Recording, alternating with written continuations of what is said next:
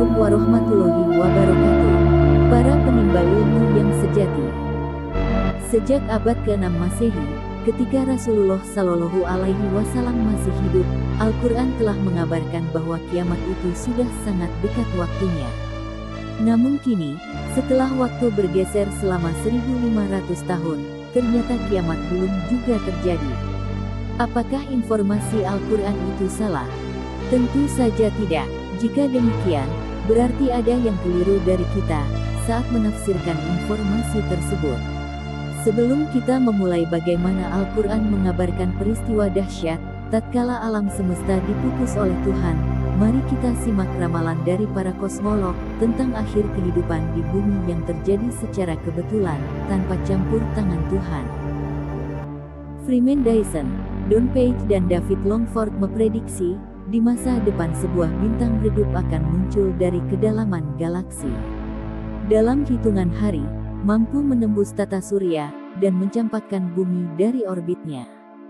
Bumi bakal terlempar ke angkasa luas yang sangat dingin. Akibatnya samudera membeku, udara mengkristal, sumber energi lenyap, dan semua proton meluruh. Menciptakan suhu yang teramat dingin, diperkirakan 10⁻61 derajat, di atas nol absolut. Kapan semua itu terjadi? Paling cepat dalam waktu 10⁻32, atau 10 miliar triliun tahun dari sekarang. Tatkala bumi terhibernasi itu, manusia tetap hidup dengan kecepatan metabolisme pernafasan dan suhu tubuh yang sangat rendah. Baru saja kita dengar khayalan futuristik dari para ahli fisika berfaham ateis, bahwa akhir kehidupan di dunia seperti itu. Biarlah keabadian dalam gelap dan dingin luar biasa, milik mereka. Kita sendiri mustahil dapat menyaksikannya. Rasanya amat picik, jika memprediksi masa depan alam semesta yang demikian rumit, hanya dengan mengandalkan ilmu. Enak saja mereka meramalkan atom di masa depan, lebih besar ketimbang ukuran alam semesta, sementara mereka tidak mengetahui ukuran alam semesta yang sebenarnya. Kita boleh saja melakukan rekonstruksi peristiwa terjadinya kiamat, lewat tanda-tanda untuk diformulasikan sebagai pengetahuan empirik. Namun semua kebenarannya, tetap dalam genggaman kekuasaannya semata. Menurut informasi Al-Quran, kiamat bukan disebabkan oleh padamnya matahari, perang nuklir atau sebab lain. Namun periode akhir dari drama kolosal kehidupan manusia, dimulai saat bumi ditenggelamkan oleh Allah, menuju sebuah wilayah yang penuh dengan batu-batu komet di angkasa luar. Benda-benda angkasa sebesar gunung Everest, semacam Swiss Turtle, atau seukuran komet Halley, akan muncul dari kedalaman galaksi, menembus kawasan tata surya dengan lintasan mendekati orbit bumi, hingga bumi tersebut lepas dari cengkraman gravitasi sang mentari. Lantas terhempas ke sebuah wilayah berisi jutaan batu komet yang berseliweran membantai bumi. Wilayah yang sangat luas dan sangat ekstrim tersebut bernama Kabut Oort. Saat bebatuan memasuki atmosfer bumi, terjadi gaya gesekan sangat keras sehingga udara ikut terbakar, yang menimbulkan panas ribuan derajat Kelvin. Desakan udara yang sangat kencang itu, menciptakan badai di seantero bumi. Abu dari komet yang jatuh membuat langit menjadi gelap, serta mengacaukan pergerakan atmosfer. Di samping jatuhnya benda-benda langit berukuran raksasa semacam komet Bernardelli, atau UN-271, memicu timbulnya gempa dahsyat di atas 8 skala Richter. Magma dalam perut bumi akan terdesak material, hingga mulut gunung berapi memuntahkan isinya. Selanjutnya air laut akan meluap, mendatangkan badai, dan gelombang air setinggi puluhan meter. Sekarang mari kita simak, bagaimana Al-Quran menceritakan peristiwa dahsyat, ketika alam semesta dihancurkan oleh Allah.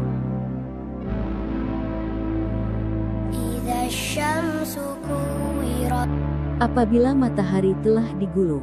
Digulung maksudnya matahari akan terpelanting dari bidang edarnya, setelah bertabrakan dengan benda-benda langit lain, berputar-putar tak karuan. Lantas cahayanya pudar. Padamnya matahari, disebabkan adanya massa yang hilang 4 juta ton tiap harinya, saat mengubah hidrogen menjadi helium, guna menghasilkan energi panas dan cahaya, yang dipancarkan ke segenap semesta raya. Tentu saja matahari yang memiliki bobot 1989 juta triliun kilogram itu kian menjadi langsing, hingga sinarnya menjadi putih menyengat. Cepat atau lambat, matahari bakal mendingin, lalu berwarna kehitaman, lantas padam, tanpa sinar secuil pun. Karena suhu tubuh matahari telah berubah, maka gravitasinya pun ikut meringsut. Ia akan melepaskan gaya tariknya terhadap planet-planet yang mengelilinginya, termasuk bumi.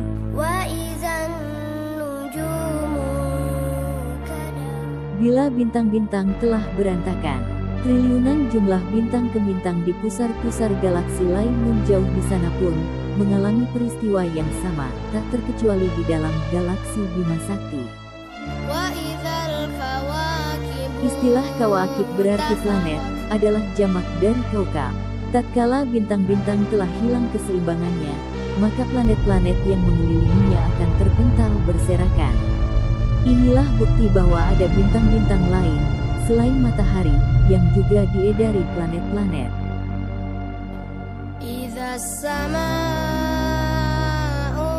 Ketika kiamat berlangsung, bukan hanya bintang-bintang dan planet-planet saja yang berantakan. Benda-benda langit lain pun semacam komet, meteor, asteroid, nebula, juga ikut awut-awutan. Bahkan kuasar atau gugusan galaksi akan terhempas katastrof yang sangat mengerikan. Kalimat adinalahu di ayat ini berarti ia patuh kepadanya, ditambah dengan kata wahukot, sepantasnya mereka taat pada perintah Tuhan. Ini menjelaskan pada kita bahwa hancurnya alam semesta bukan disebabkan rapuhnya keseimbangan. Namun kiamat merupakan rentetan perintah Tuhan, tunduk pada hukum-hukum Allah di saat kiamat berlangsung. Bagi Allah Sang Maha Kreator, sangat mudah untuk memerintahkan seluruh atom pembentuk benda langit agar lepas dari susunannya, lalu bercerai-berai. Maksud dari ayat ini adalah bebatuan luar angkasa yang menghantam bumi, menyebabkan arus magma terganggu, yang efeknya akan mengacaukan sistem kemagnetan bumi dan gravitasi. Akibatnya, bumi jungkir balik tak karuan. Kutub utara menjadi kutub selatan, atau sebaliknya. Dalam kondisi normal, bumi berputar dari arah barat ke timur, namun tatkala kiamat berlangsung, putaran rotasi bumi menjadi berlawanan arah. Akibatnya ketika matahari terbit di pagi hari, nampaklah muncul dari arah barat. Berkat medan gravitasi telah semrawut, segala benda yang ada di muka bumi, baik gedung-gedung pencakar langit, menara, bahkan gunung-gunung tercabut dari pasaknya, hingga permukaan bumi menjadi rata. Gunung merupakan pasak bagi keseimbangan planet bumi. Ketika kiamat terjadi, gaya-gaya yang bekerja sebagai peneguh gunung seperti elektromagnet dan gaya kuat, yang semula berfungsi mengikat inti atom dan elektron, tidak mampu bekerja, lalu terurai menjadi kuat. Akibatnya gunung-gunung tercabut dari pasak dalamnya, hingga magma dalam perut bumi terdesak material, lantas dimuntahkan lewat gunung-gunung berapi. Tatkala benda-benda langit masuk menggempur bumi, berbagai benda angkasa tersebut terbakar saat melintasi atmosfer. Daya gesekan yang sangat keras mengakibatkan udara terbakar, dan mencairkan es di kutub. Air laut yang meluap menimbulkan badai dan gelombang hebat, memaksa air laut terangkat setinggi puluhan meter, seperti melelehnya es di kutub, pada zaman Nabi Nuh, alaihi salam, 4000 tahun sebelum Masehi silam. Pada saat cahaya matahari mulai pudar, praktis cahaya bulan pun akan sirna, karena pada dasarnya, cahaya bulan itu adalah pantulan dari sinar matahari yang menyorot. Al-Qoriyah berasal dari akar kata, kor, yang berarti memukul dengan keras. Sedangkan kalakatu merupakan sejenis serangga, dalam bahasa Jawa dikenal sebagai laron. Di saat hari kiamat nanti, setelah gaya gravitasi bumi dikacaukan oleh Tuhan, tubuh manusia terasa berubah menjadi enteng seringan laron-laron itu. Dan saking ringannya sampai-sampai tubuh manusia berhamburan terlepas dari pijakannya. Tatkala kiamat berlangsung, rotasi bumi dipercepat, hingga segala benda yang menapak di bumi, seluruhnya terpelanting berceceran. Bobot gunung menjadi ringan, berserakan bagai bulu yang dihambur-hamburkan. Kedua ayat dalam surat Al-Qoriyah tadi, makin meyakinkan pada kita, betapa di hari kiamat kelak, segala macam interaksi gaya-gaya, yang selama ini selalu menjaga keseimbangan alam semesta termasuk gravitasi dan antigravitasi, diporak-porandakan oleh Tuhan.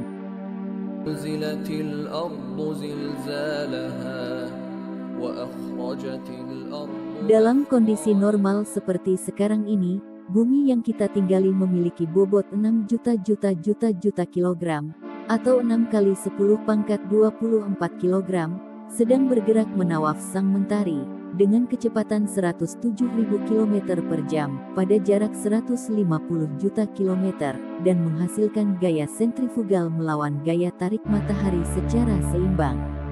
Maka kita yang bermukim di planet biru ini, merasa aman, nyaman, dan tenteram tanpa guncangan, hingga muncullah kehidupan. Namun ketika kiamat dimulai, begitu cahaya matahari mulai redup, ia pun melemahkan cengkeramannya. Sehingga pergerakan bumi mengalami gangguan, terhempas sebagai kehabisan bahan bakar, berjalan oleng, lantas terguncang, hingga terpelanting dari garis edarnya. Maksud diguncangkan dalam surat Az-Zalzalah di atas, tidak hanya bergoyang secara kebetulan, tapi ada yang menggetarkannya, dan bersifat disengaja. Artinya, kiamat bukan hanya disebabkan karena usia alam semesta ini telah usur. Tapi peristiwa kiamat ini sudah terencana, dan waktunya pun dirahasiakan oleh Allah. Inilah alasan kenapa peristiwa kiamat merupakan kejutan tiada taraf, bagi para penghuni planet bumi.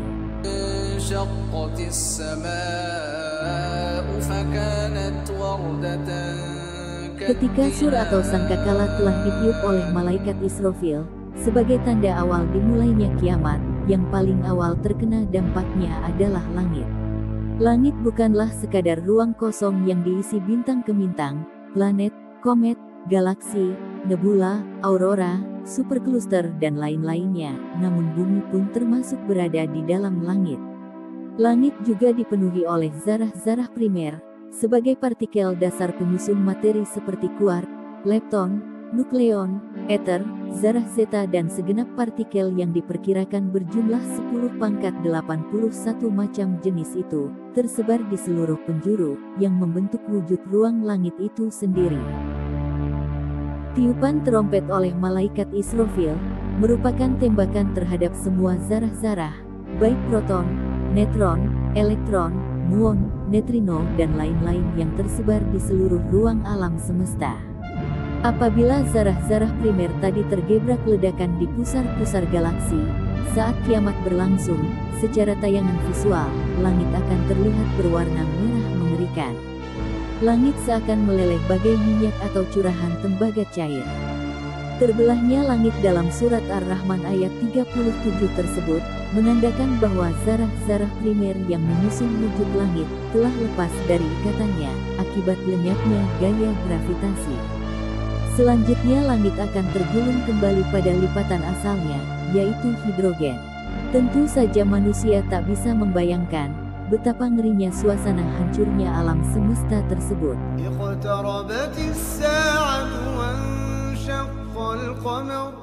Di zaman Rasulullah Shallallahu Alaihi Wasallam, peristiwa terbelahnya bulan adalah sebuah mukjizat yang paling unik. Di antara hikmahnya adalah sebagai pertanda bahwa kiamat sudah dekat. Hal ini terkait dengan peristiwa tentang datangnya kematian yang akan menimpa siapa saja, tanpa pandang bulu. Dari sini kita pun bisa memahami, ketika Allah mengatakan bahwa kiamat itu sudah sangat dekat. Bagi seseorang yang sudah menginjak usia 40 tahun, jika rata-rata usia manusia hidup di dunia sekitar 65 tahun, maka kiamat baginya hanya tinggal 25 tahun lagi. Baik kiamat atas kematiannya, atau kiamat sebab pupusnya alam semesta. Begitu ia meninggal, dia tidak perlu menunggu lama datangnya kiamat alam semesta, yang diperkirakan masih ribuan tahun lagi. Karena bagi dia, yang sudah berada di alam barzakh, waktu yang ribuan tahun itu tidak ada bedanya dengan satu hari, atau setengah hari saja. Praktis begitu ia mati, tak lama kemudian ia sudah akan bertemu dengan hari kiamat. Apalagi bagi mereka yang sudah mencapai umur 60 tahun, sesungguhnya kiamat buat dia tinggal sekitar 5 tahun lagi. Begitu dekatnya hari kiamat itu, karena bagi orang yang sudah meninggal, cuma butuh waktu satu hari, atau setengah hari saja, lantas terjadilah kiamat. Ketika kiamat berlangsung, seluruh pengisi alam semesta yang meliputi materi, energi, dan berbagai interaksi gaya yang semula membentuk wujud alam semesta yang begitu indah itu, dilenyapkan. Benda-benda langit yang jaraknya berjauhan miliaran tahun cahaya, tak luput dari kebinasaan, hancur dalam waktu serempak. Ibarat kartu domino yang ditata berdiri secara berurutan. Jika salah satu kartunya ambruk, maka seluruh kartu yang berada di posisi selanjutnya akan jatuh semua. Begitulah efek domino dalam peristiwa berlangsungnya kiamat. Sebuah peristiwa yang terjadi di sudut alam semesta yang paling jauh, bakal mengakibatkan peristiwa susulan secara diametral, dan terjadi secara serempak, akibat terhubung oleh gaya gravitasi dengan laju sangat cepat, melebihi kecepatan cahaya. Setelah semuanya selesai, barulah ruang dan waktu yang dilenyapkan. Periode akhir hancurnya alam semesta adalah lenyapnya ruang dan waktu. Dulu sebelum penciptaan dimulai, ruang dan waktu tidak ada, maka pada hari kiamat nanti, Allah bakal melenyapkan kembali ruang dan waktu tersebut. Ruang dan waktu akan menciut, ibarat menggulung lembaran-lembaran kertas setelah selesai digelar, mengerut menjadi sebuah noktah, dan musnah di pusat terdalam alam semesta, di mana proses penciptaan itu dulu dimulai, lantas lenyap. Bagaimana dengan ruh manusia? Ruh tidak tertangkap oleh ruang dan waktu yang fana. Ternyata, yang akan lenyap di hari kiamat nanti adalah segala sesuatu yang tercakup oleh dimensi ruang dan waktu saja. Karena itu meski ruang dan waktu lenyap, namun ruh tidak terlibat dalam dimensi ruang dan waktu yang lenyap tersebut. Satu episode kehidupan makhluk Allah telah berakhir. Setelah itu ada apa? Tidak ada lagi informasi dalam Al-Quran, kecuali Allah mengatakan, Inna Rabbaka, fa'alu liman yurid, sesungguhnya Tuhanmu berbuat sekehendaknya. Begitulah drama kolosal kehidupan di bumi bagian pertama, telah selesai. Tidak mustahil Allah bakal mengadakan cipta ulang babak baru, yaitu episode kedua, 3, dan seterusnya. Karena memang Dia Sang Maha Kreator, Zat yang Maha Pencipta.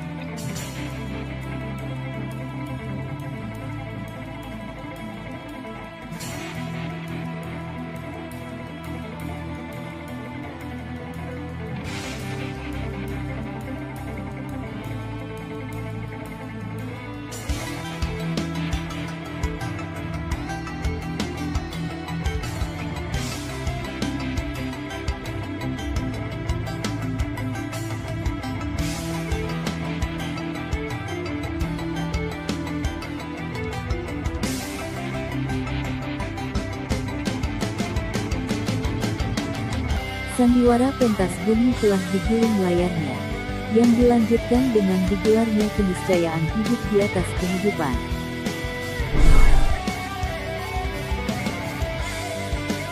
Di mana segenap makhluk di bumi dan di langit yang beriman dan bertakwa senantiasa terhangati tulusnya senyuman Allah Subhanahu wa Ta'ala.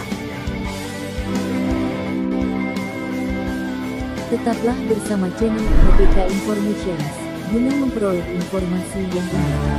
Tetap sehat dan Assalamualaikum warahmatullahi wabarakatuh.